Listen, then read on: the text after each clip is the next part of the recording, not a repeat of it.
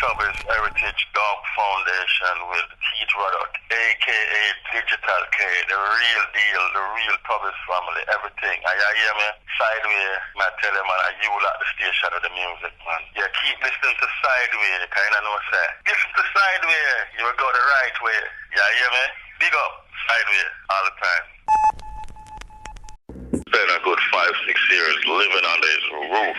You know what I'm saying? Live with him, you know, before I moved here to America. So basically, that's my connection. And I work at the studio as an apprentice, doing everything from winding transformers to, you know, cutting acetates to, you know, working in the studio. Well, my first experience was when my uncle turned me over to scientist, you know, and said, you know, I was like his personal assistant. I used to walk him like up the street, like because where I live is a small community, you know. And my father, which is Tubby's brother, and my mother, they come from the same neighborhood, but these neighborhoods are very small. So it's like a quarter block or less than a quarter block, like right up the street where my mom lives, from you know, where my father lives, you know, where the studio is, you know. You know, I would wait for scientists like right at the roundabout at the bus stop, and then walk him down to the studio, and then he would open up the studio, and then, you know, he would like say, well, he's gonna go over the studio and mix junge them, and then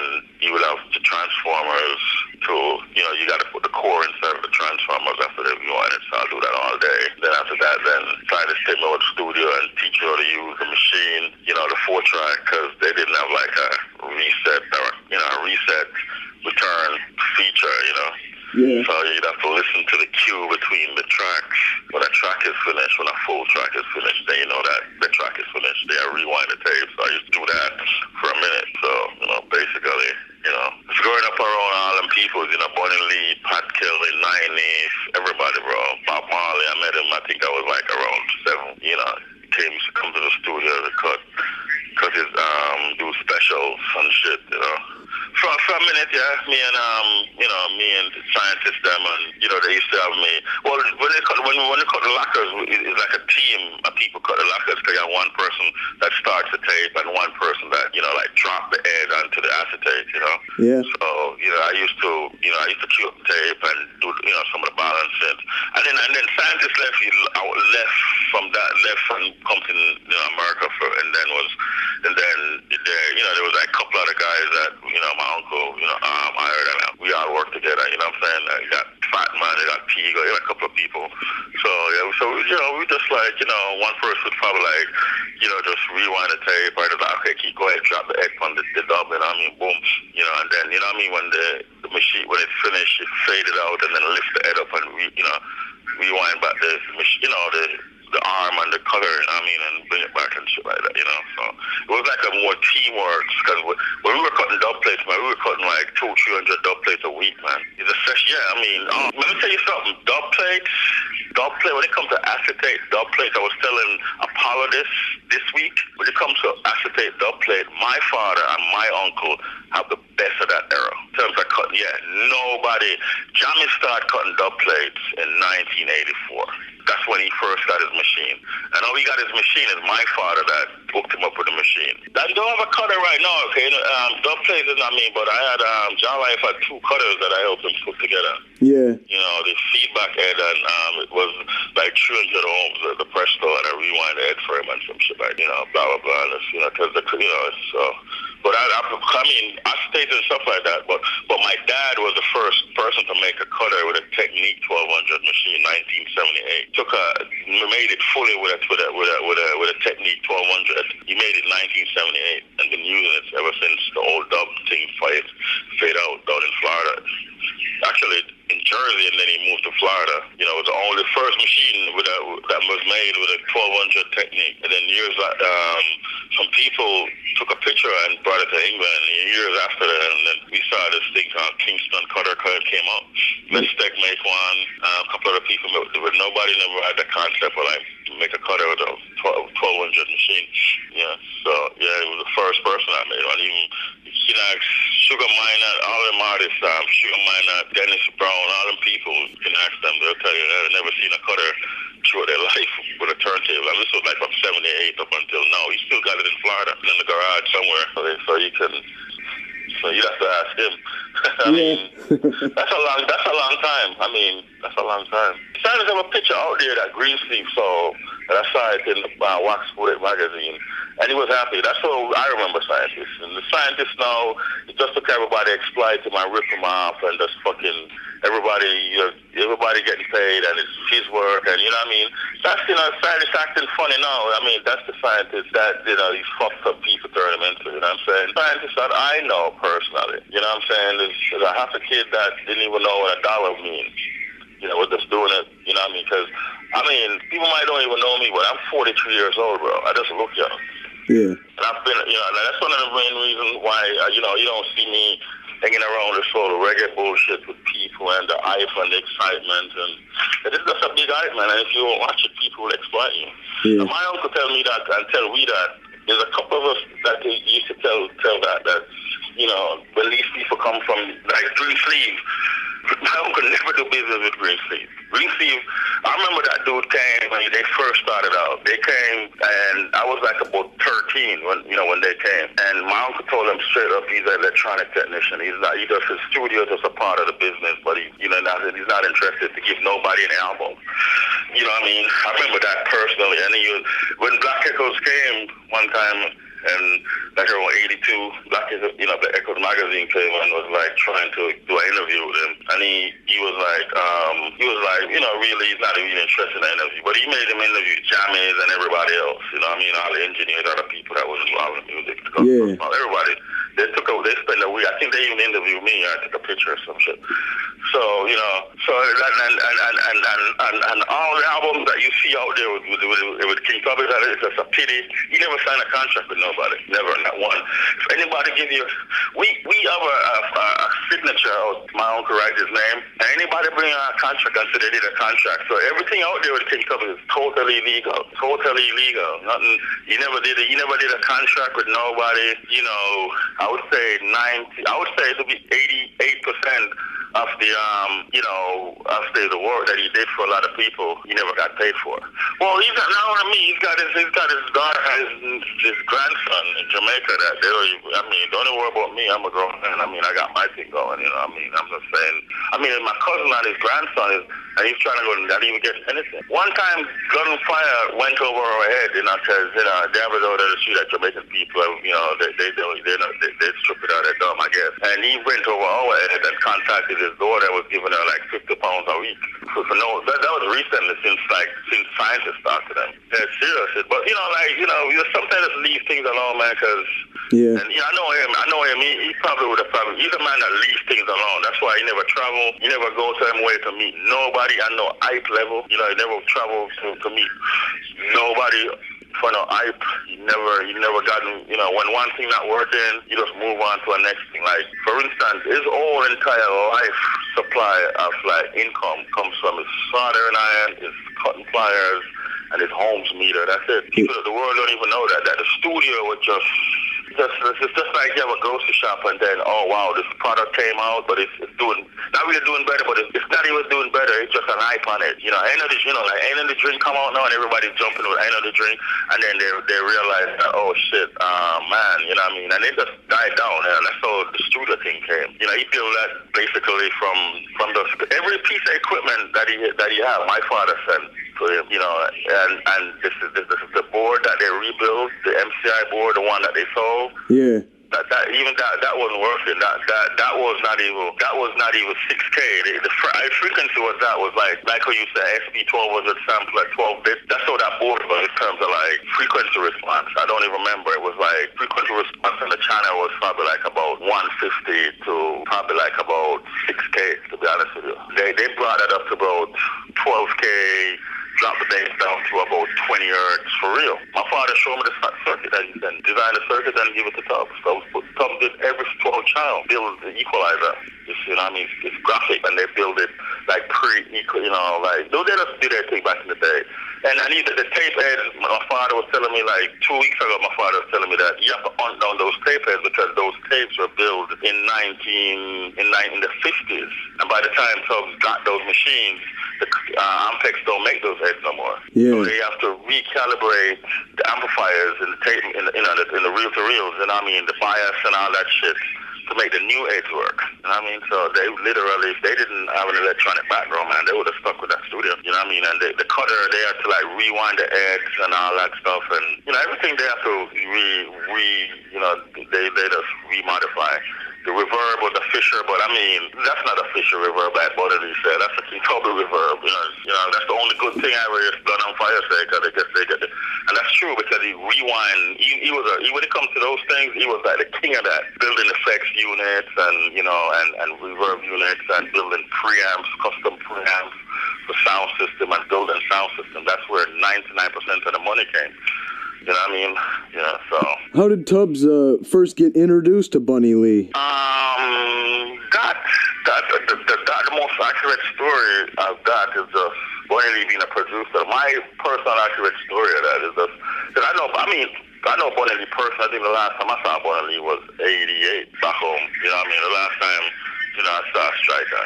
So, you know, but that's just like being around in the industry, and you know, just being around in the industry, and words that was in the street that, you know, Tubbs used to work with Drew Creed. Now that's a bullshit. The connection between Tubbs and my father and Drew Creed and Coxon, because those days it was Val True.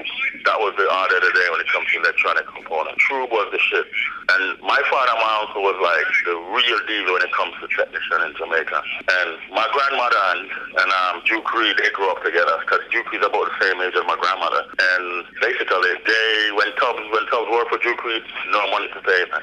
So reggae business when it started, no money was involved. And so Tubbs used to just say, all right, never saw him. Sometimes Tubbs never was even interested in that studio. He had a 4-track, quarter-inch, and a 2-track mixed down. And then he would voice people.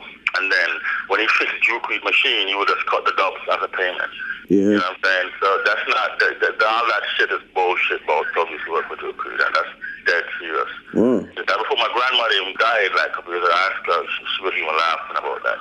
And that's so, and you know, Drew Creed's studio used to be shut down for weeks before Tubbs finally go up. And my father already left Jamaica and, you know, working, you know, in New York and working doing electronics and stuff like that. So he never used to, you know, fix. My father used to fix Drew Creed too, and constant when the amps burn out and all that shit. So that's all the connection with Drew Creed. Tubbs is a man Tubbs is a man don't respect no man in terms of like nobody have nothing over Tubbs. Tubbs is a self-made person from them born until they take him out of the world. And that's why they fought, because it's not that he would never come and ask you for nothing. That man just get everything, you know, everything by himself. That man don't never ask nobody for nothing. I mean, that was a one-of-a-kind human being, that brother, man. Tell you. That man would never, he'd never like come up to you and say, sideways, beg you $1, sideways, help me with this. Never. I mean, you could need help and find a way. You see him run around and you see him use him at 2 times, boom, and you see where might try to get done, it's done. To me, somebody to do it, you see him bring somebody, but find somebody, pay them and bring them. You know, I work with some dealers, we make a trade, you know what I mean? Because Jamaica is all about trade some of the time. So that's stuff, so he works with Drew Creed. It's a trade. Drew Creed said, okay, listen, blah, blah, blah, this, blah, blah, blah, that's all right, Tubbs, all right, come in that afternoon and cut all your dubs, and I'm going to give some tunes and just fix the machine now. And that's basically it. Tubbs never wanted to work for our next one. Well, so who has money to pay, they pay. So I'm not saying that money never passed hands. That's why I told you it was like 80%. Yeah. Because money do pass hands. When it comes to the cut acetates, you know, the sound system man, them usually be the man them with some money, but the producers never really have money until some of the sound system man them start become producers, because they have sound system them keeping dance and them have money. They have a little, you know, them have a little cash now and they can spend. But like people like John Joe with a straight up, like, you know, want to turn them life around. Everybody, Tubbs was the first person that give John Joe a rhythm. Remember, Tubbs tell me that personally, that give John Joe a 4-track and a rhythm. First, I mean a 4-track full of rhythm. That's what John Joe got him started. You know, and then Jah Life now, and him team up, and then John Joe would just tell Tubbs that Jah Life, when Jah Life come from New York, Jah Life would pay him. You know, so, you know, it wasn't the one music, and then all the pay, you know how much tapes left back at the studio from people who never pay for their work. That's just to show you. When you go in that tape, it's like a fucking thousands of tapes, man. That's how thousands of 4-track tapes left back in that studio from 9 in the Observer, Striker Lee, Mr. Brown, I-Time, Augustus Pablo, you name it, man. Everybody left by them tape. I never come back. They took the 2-track, the mix, but they never come back for the 4-track. Just to get them hold up. Now, if you don't owe somebody something, you gonna leave your property somewhere? You know what I'm saying? So, a lot of the tapes, a lot of the 4-track tapes are left back and stuff. Move them upstairs in this big room. Most of the producers there. Because the era start die out and most of them get a visa running on to England, get married and have different jobs. So Tubs end up with a lot of the tapes. For a while, in the 70s, the music had slow down, really slow down for a while. There's people like, my boy, man, we used to live up the street from him, Cousins. His name Cousin record now, Rye Cousin. Rye Cousin was a really cool guy, but he never had money. So, I like that guy, man. He never had money, but he was an honest guy. Every time he make a money, he would come and get up some money. The people do make it, So, but some of the other people, them like Bunny Lee was a good relationship with his Striker and Tubbs. I don't want to get into that. Those two are they're brothers. They're brothers with two different mother and two different father. Put it like that. Yeah. Yeah. They have a relationship where not even me know about. Scientists might have an idea, but the only person might fully have an idea of my father, the relationship. Because Bunny Lee used to come out of Florida, come transfer. Most empty of them when I got England or they just come make copies and duplicates of them. But in terms of him and Tubbs need to meet, I just get them meet during the industry. You know what I mean? Yeah. Yeah. They might even. I don't think them fully meet at Juke like people say. I think because Tubbs did have a sound that was popular. I think Bunny Lee meet with him to give him tunes to play. But like I said, when Tubbs was a cut player, they played Juke some of the time, but after a while, Juke just. But Tubbs never go no man place to work, man. Tubbs always have them shops, them up here and them things there. So when we do because I'm that engineer trying to know for EQ, I know for make things, I know for balance a tune and all them things there. When I'm going to Juke now, other people might be there. I say, hey, just make Tubby cut this to me now. You understand what I'm saying? So that's how that little story that comes together. But Tubbs was my apprentice at Juke. So there's no man's apprentice, blood. Ask scientists, let me tell you. Now them, even my father personally, them just learn electronics. Tubbs went to the Calabar College, and my father went to Calabar College, and then Tubbs went to Kingston Technical, and then him got cast at the evening when he get technical knowledge from both electronics and that work, and the rest is just history. You know what I mean? He must take that and just move with it, and the same thing my father do. My father lived in Jamaica, I go to school in Brooklyn, I go to school in Florida, and just take it from there. I just want to be somebody. Not even be somebody, want to take care of them family. So that's what it was back in them days. It wasn't about to get rich and people just need to take care of their family basically, and need to take care of themselves and have to find a way to do that. So that's basically all that, while all that era was going on, nobody was thinking about blah blah blah, getting this, getting that. You know what I mean? Nobody was really thinking about, Bob Marley blew up because he had the proper business structure behind him. Who understand how that thing works and who understand where to place it, and that's their business. That's how they're running. They're running a business to make millions. They have that under control. Because Chris Blackwell stepped to my uncle for an album. He never gave him. My uncle tell us that personally because there were downtime in the studio in the 80s, especially when I was getting ready to come up here in the 80s, the early 80s, where my uncle just come in the studio downtime and just start to me, Pigo, and a couple of the engineer guys. Professor who live right now in Baltimore. So he can tell us some stories too. Because at the time we were professor and scientist, but scientist was the official brilliant guy of everybody I've ever been around Thomas. Jammies is my godfather. When I was a baby, Jammies used to, carry me around my father. They're the same age.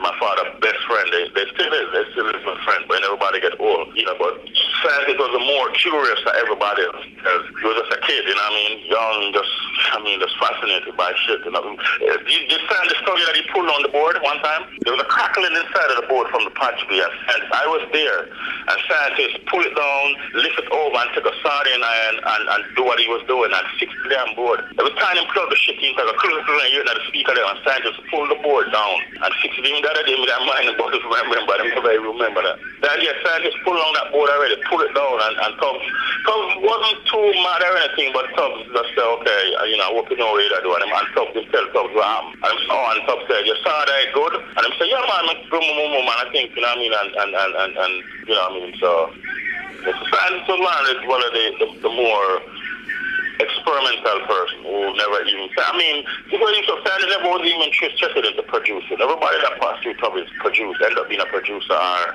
trying to see a way how they can make a living extra with the producing, you know what I mean? Flip Smart further move on to one of the top reggae studios in North America, you know what I'm saying? Stuff like that, got Flip Smart down, and he wasn't even as brilliant as science. How about Irvin?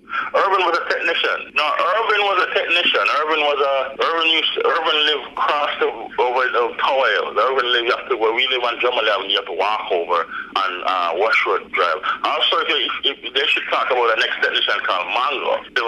Live up in the Bronx, which is my father. They were partners together when they run a repair shop together when they were when they were young. These guys were repairing shit from they were like 13 years old, man, and doing stuff too. You know what I mean?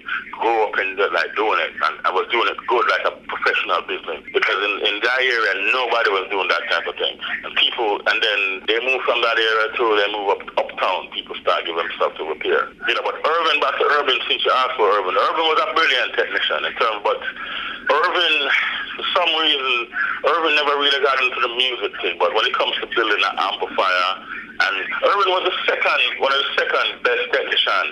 And me, I'm a righteous and truthful person when it comes to wine and transformer. The art of wine and transformer, but they never get it like how my father and my uncle had it. When my father and my uncle do it, they do it proper. Especially, they make it 60 and 50 hertz.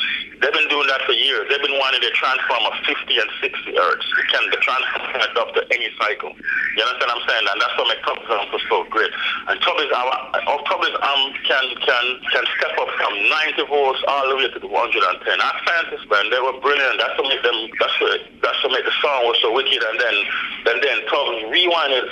I never seen a person rewind a coil for people like my uncle, man, and my father. They rewind it with their hands just like the factory, and they changed the ohmics from the coil to match up their amplifiers. They say they're electronic technician, but they're sick. That's why I make dub music the way it is. There's not in this earth until God come, there will never be two people like them. Never. I don't in terms of like music and sound. Never.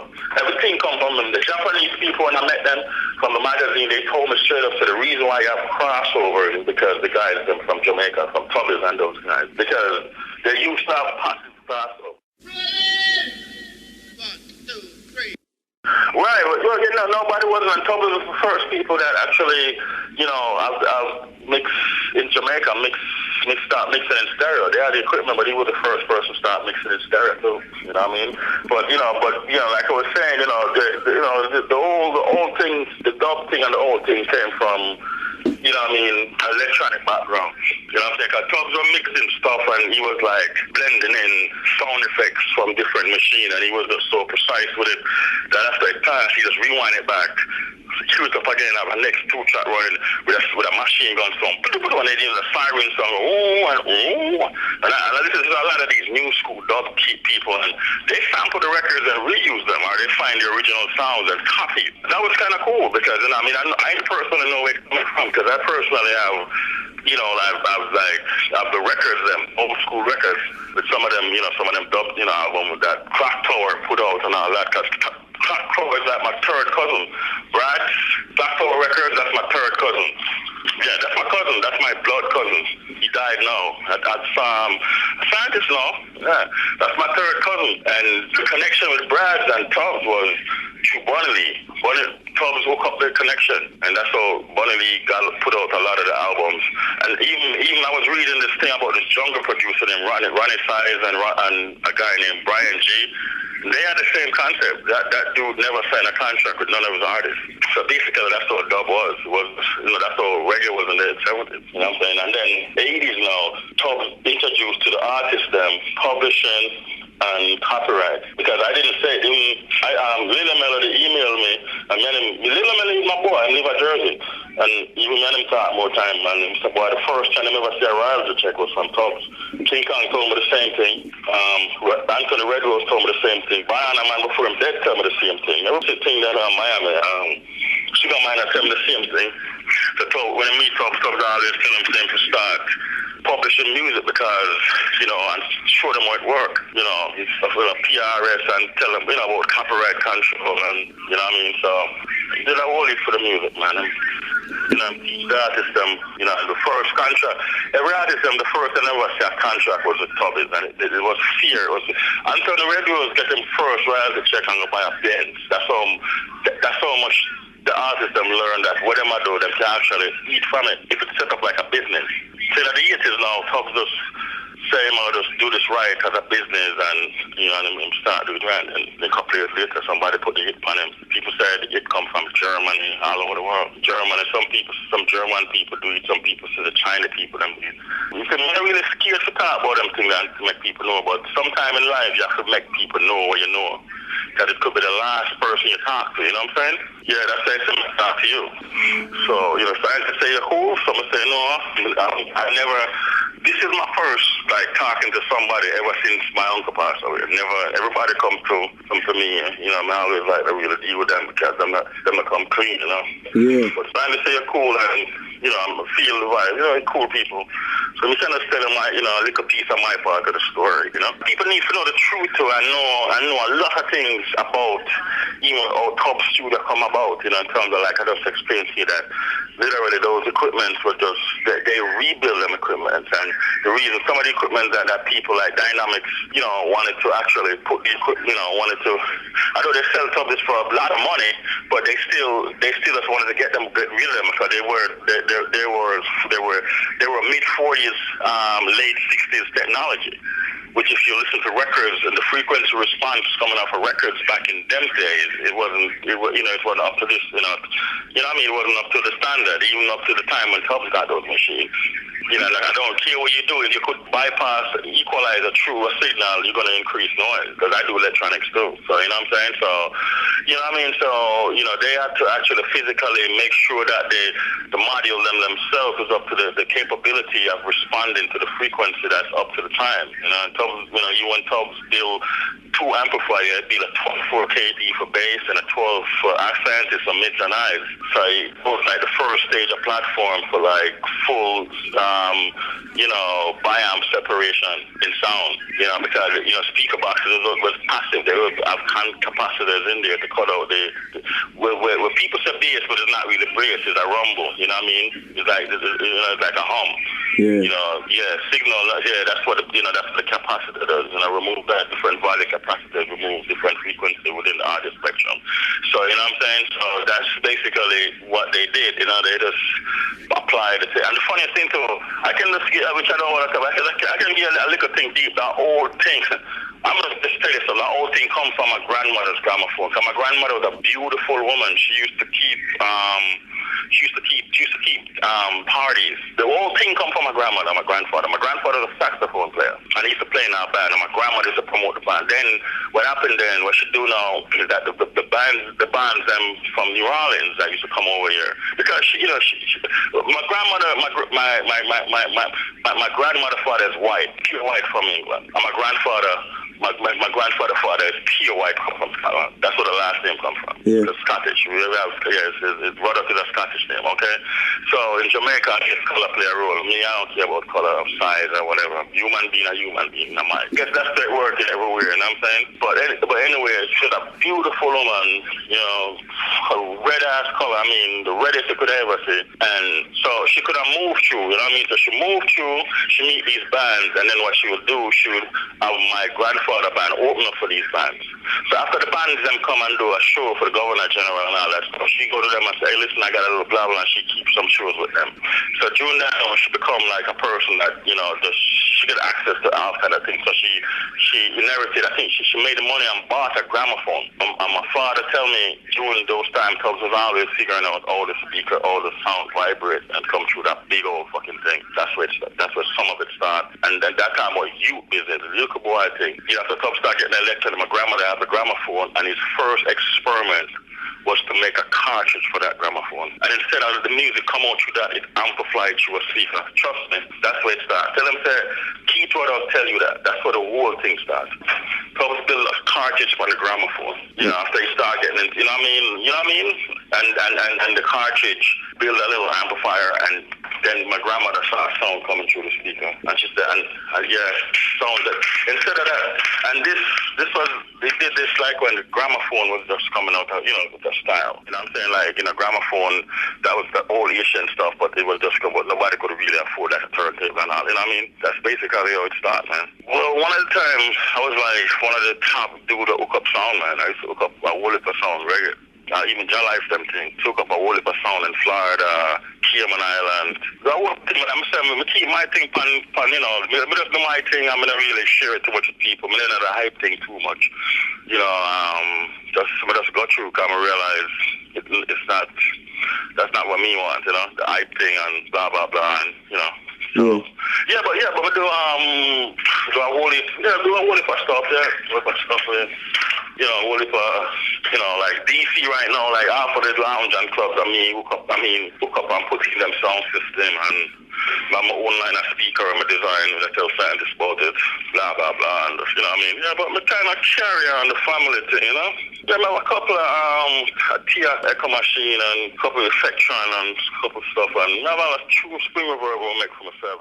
I met them from a long time with Radio Shack is like my supplier for that. You have an up IC we used to just use and, you know what I mean, work up at 6 volts or 7 volts or, you know, and build, you know, a couple of them, you know, oscillator there with 3 control on it or 4. I mean, that's the whole, that Irvin used to, I want to tell you, I think we did get Irvin a circuit phone on that a long time. And Irvin built a couple of them, and couple, you know, those small piano circuits and shit. You have the oscillator and the sine and, you know what I mean? But my uncle and my father do come. I can't leave with my father because my uncle, they're Jamaica, right? And my father sent him everything, books, everything, because I live in New York, you know, Jamaica, the resources very limited to extent. So, you know, offer everything. Like, them have a set of Uri that my father buy personally, 10 grand a piece. It's buy 3 amplifier use.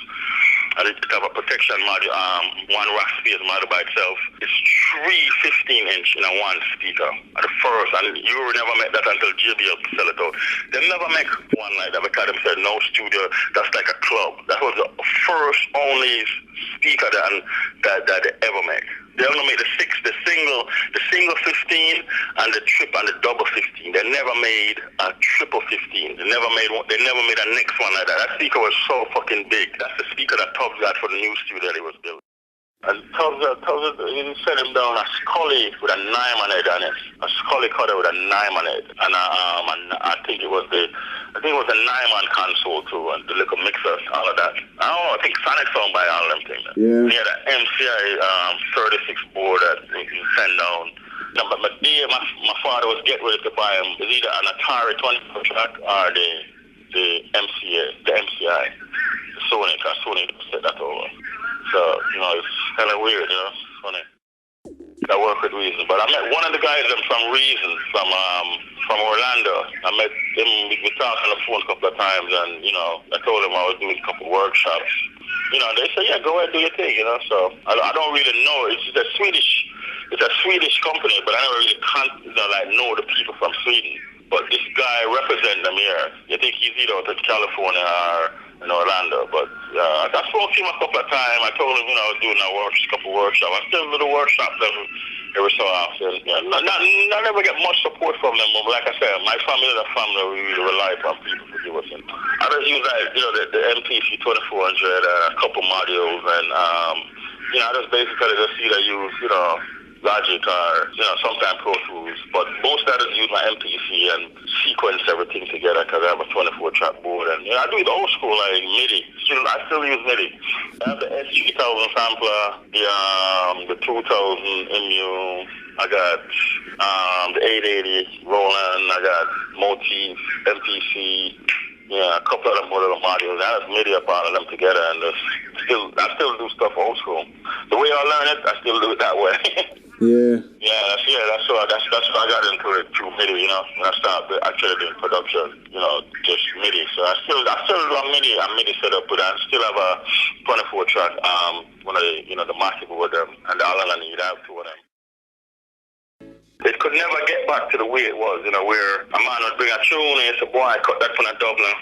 Those were the golden days, man. Golden years, man. When Jamaica bring tune from New York and them sound wicked tune and we cut them theme and, cut them for Jamaica sound, arrows, and, those are the days, man. Nowadays, man, I'm on bigger stick in MP3 on my space. That's all changed. I'm on the DJ, take out my tune. Sometimes check it out. We have to say, yeah, man, check it out. You never check it out, Just to tell a man to check it out, to be honest with you, You have to move with time, man. Time, you have to be ahead of your game, too, you know what I'm saying? So, you can't really get caught up in the past and shit. As people get older, I guess they adapt to easier ways of making their work easier. Because I just bought a digital scope, you know what I'm saying? I was paying $3 for a digital scope, oscilloscope. So, and it's a lot easier. It's easier if, somebody with my arm to fix or something there. And everything has got digital in it. They got a DPS system in it. I'm coming now with crossover building, So, so it's like, anything that's going to make your work easier, you just go roll with it and just, you know what I'm saying? You just deal with it and just, make it work for you. So I guess that's what it is. He's not a producer. I guess if he was a producer and trying to maintain a sound, he will, Science is probably a producer by force, where if somebody is off key, you learn that over the years that you're not on key. That's 5 senses, yeah. So he's not really, I became a little producer, keyboard player and make beats and have a couple of hit records because one of my hit rhythms is the tempo rhythm with Anthony Redwood. I produced that rhythm with Noel Daly, make that beat. So that's the next era. That's my era right there. It's Wayne Smith, that's my classmate in school. All them kids, we were kids. Wayne Smith, me and him went to school together. He was dating one girl, I was dating the sister. We both came to America at the same time. And his brother John Splang. You know what I'm saying? So, Noel was also going to Jamaica's Federation for Music. And a dude named, I don't know if you know this tune named Alan Puller, let the super them go on, Never Brown. Never Brown, bring that MT44 from here. And that's the next thing. Noel had that for years, like about a year, started walking up and down the street, just banging on it. Years without anybody, because, reggae was acoustic, years. And then we take the tune to Trevor, which is Jamie's brother. But like I said, it's just a small area, the district. And we take it to Trevor, and Trevor like it, and Trevor tell Jamie that yeah man, I think Diana Jamie, it's so experiment, but it's so nice, man, we like it.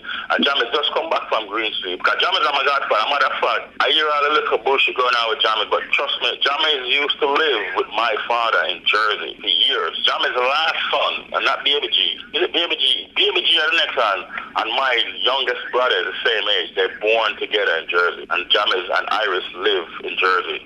Both almost a year almost a year before you come back to Jamaica. So me have a personal connection with Jammies. Me used to at my uncle studio there, so I used to walk like I said quarter block up the road to Jammies studio. Used to there, Jammies, we live in a political era where politicalism go on already, where people come and mess up a country politically with money and all that. So I live in a political country where, you have this party and that party and none of them care for the people. And, sometimes gunshot fire, I have to sleep. Johnny have to sleep with hands on them in them room. So, so I understand the political thing I go on with Johnny, but also that's the next thing that we can go into again. You can reason about, I can give you my views on that. You understand what I'm saying? The blah, blah, blah with that and, and Johnny's and, and all the producers used to go on in the 70s, the 80s with a lot of those producers. But my study, the slick thing will come about really when Johnny's come back from Green Street with a half-pint album. And then, Johnny's recorded on a T-Rock 4-track quad range. You know, what happens is that Jam is, it would have some nice reduction unit where the theme should sound good. So it was also a small technician who learned from my uncle. And you understand, because the whole of them are technician, you know. That's funny, you know, all of them start out as technician. So I was a master, you know what I mean? And my father, you know, liked it too and started studying too, and then everybody in the neighborhood, Jam is pick up. Jam is a technician too. Technician, him start out as a technician. Irvin started as a technician. Irvin continued being a technician, you know, and end up building sound too because he's a technician and reap a little bit of building the sound and hooking up stereography, Jura and all them things there. You know, and then Mango is a technician too, and then you have Brother up the street with a technician, and then Jam is brother now. Him just love Kyle, so he used to want transformer and speaker. Now one of the top speaker man in Jamaica for 1 year. So one of them start out as technician.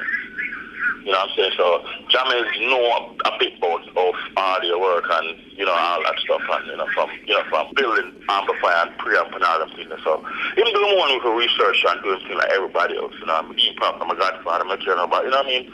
So it's like them come on and record a sling thing with him and they did it for a while.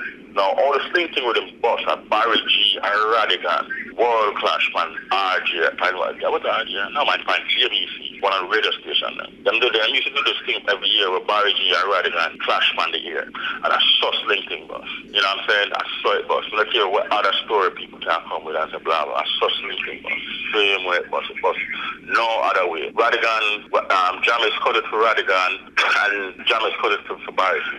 Third bus on the radio. I mean, John did have played a little bit anyway, but that wasn't enough for just bust it nationally. When Ruddock bring it back to England and just bust to play back the thing, you know what I mean? And bust it big, and that's how it just bust and create the whole digital era.